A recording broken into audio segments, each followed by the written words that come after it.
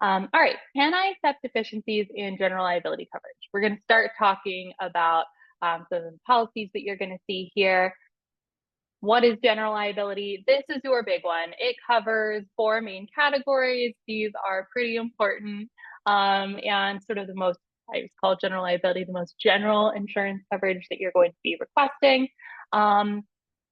This is almost never disregarded. I think basically every customer on Jones has general liability as a requirement, and it is very, very rarely disregarded.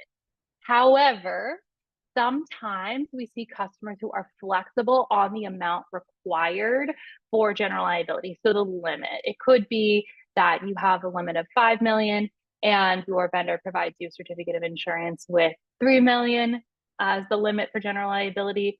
Some of our customers may be willing to accept that lower limit. You may be thinking, well, it sounds like a judgment call.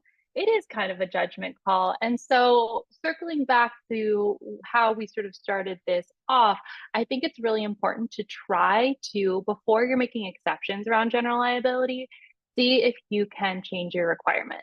Are you having all of your vendors and tenants not meet your general liability limit? Maybe it's too high. Maybe you need to lower it. If you're a current Jones customer and you'd like to ask us about benchmarking and what we see as sort of typical for your industry, location, please reach out to us. We're happy to help you benchmark your requirements.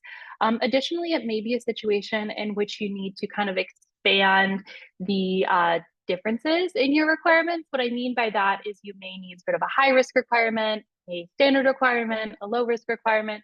So these are all things that I suggest as sort of first lines of attack against this issue.